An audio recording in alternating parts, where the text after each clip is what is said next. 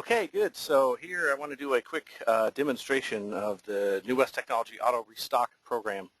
What I'm going to do is look up one of our items like our basketballs here, and we'll notice that under the inventory tab inside of RMS we have 3 on hand, and we have a reorder point of 5 and a restock level of 15.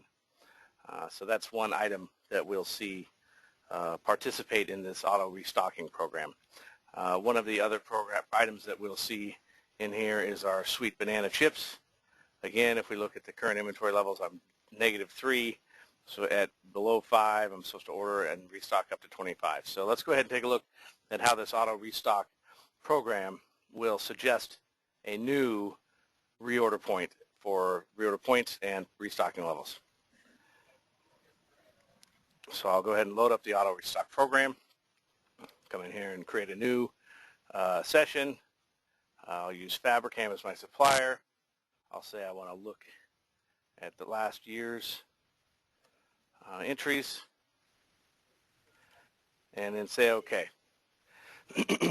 And so what it does is it's going to pull up the items that it's going to make some sort of suggestion to. And what it does is it does an increasing suggestion, a decreasing suggestion, no change, and increasing over a threshold. So if we look at our sweet banana chips as an example, down below you'll notice our sales here. 1 in August, we sold 6 in September.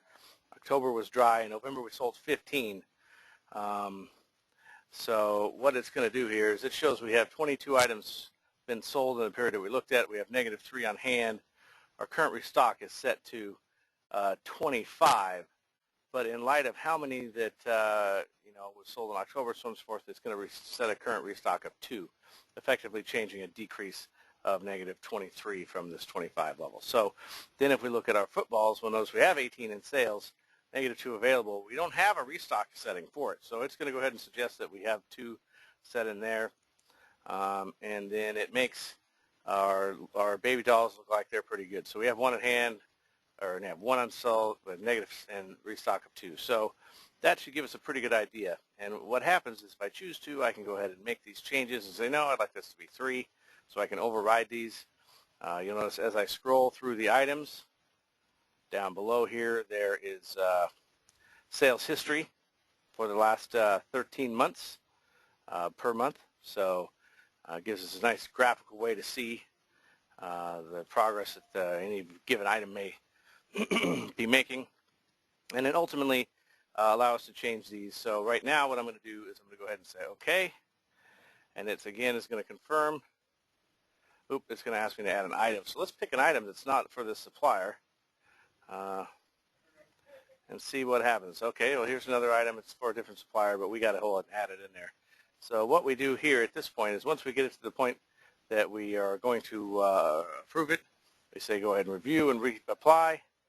Here's the changes one more time. We say OK. It says, are you sure? Do you want to update? And then we go down, and it's posted those changes into the database. So if we look at this screen again, sorry, that's the wrong application. Here's the one. So we changed the restocking level. Again, I think that's right. I have multiple sessions open, so I apologize here. So we changed the restocking levels on some of these, and now we can go in and look at our restocking levels for our soccer balls, maybe as a good example.